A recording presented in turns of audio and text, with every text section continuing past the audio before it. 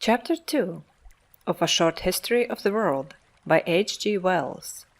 The World in Time. In the last 50 years there has been much very fine and interesting speculation on the part of scientific men upon the age and origin of our earth. Here we cannot pretend to give even a summary of such speculations, because they involve the most subtle mathematical and physical considerations. The truth is that the physical and astronomical sciences are still too undeveloped as yet to make anything of the sort more than an illustrative guesswork.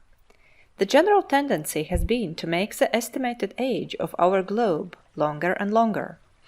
It now seems probable that the earth has had an independent existence as a spinning planet flying round and round the sun for a longer period than 2 billion years. It may have been much longer than that. This is a length of time that absolutely overpowers the imagination. Before that vast period of separate existence, the sun and earth and the other planets that circulate round the sun may have been a great swirl of diffused matter in space. The telescope reveals to us in various parts of the heavens luminous spiral clouds of matter, the spiral nebulae, which appear to be in rotation about a center. It is supposed by many astronomers that the sun and its planets were once such a spiral, and that their matter has undergone concentration into its present form.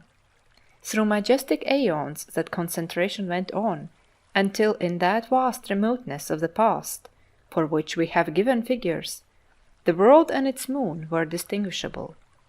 They were spinning then much faster than they are spinning now. They were at a lesser distance from the sun. They travelled round it very much faster, and they were probably incandescent or molten on the surface. The sun itself was a much greater blaze in the heavens. If we could go back through that infinitude of time and see the earth in this earlier stage of its history, we should behold a scene more like the interior of a blast furnace or the surface of a lava flow before it cools and cakes over than any other contemporary scene. No water would be visible, because all the water there was would still be superheated steam in a stormy atmosphere of sulphurous and metallic vapors. Beneath this would swirl and boil an ocean of molten rock substance. Across a sky of fiery clouds, the glare of the hurrying sun and moon would sweep swiftly like hot breaths of flame. Slowly by degrees, as 1,000,000 of years followed another, this fiery scene would lose its eruptive incandescence. The vapors in the sky would rain down and become less dense overhead.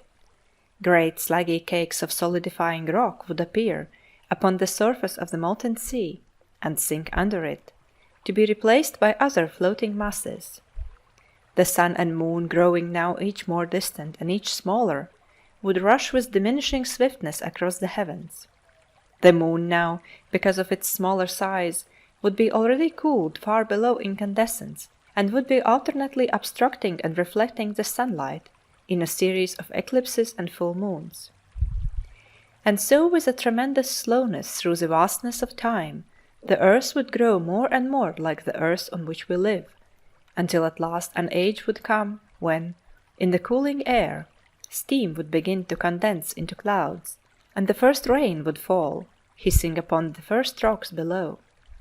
For endless millennia, the greater part of the earth's water would still be vaporized in the atmosphere, but there would now be hot streams running over the crystallizing rocks below, and pools and lakes into which these streams would be carrying detritus and depositing sediment. At last, a condition of things must have been attained in which a man might have stood up on earth and looked about him and lived.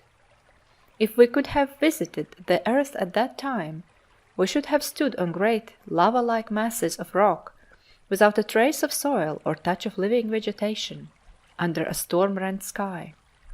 Hot and violent winds, exceeding the fiercest tornado that ever blows, and downpours of rain, such as our milder, slower earth today knows nothing of, might have assailed us.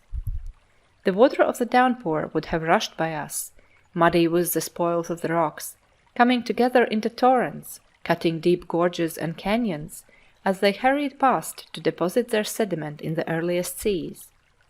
Through the clouds we should have glimpsed a great sun moving visibly across the sky, and in its wake and in the wake of the moon would have come a diurnal tide of earthquake and upheaval. And the moon, which nowadays keeps one constant face to earth, would then have been rotating visibly and showing the side it now hides so inexorably. The earth aged. 1,000,000 years followed another, and the day lengthened. The sun grew more distant and milder. The moon's pace in the sky slackened. The intensity of rain and storm diminished, and the water in the first seas increased and ran together into the ocean garment our planet henceforth wore. But there was no life as yet upon the earth. The seas were lifeless, and the rocks were barren. End of chapter 2.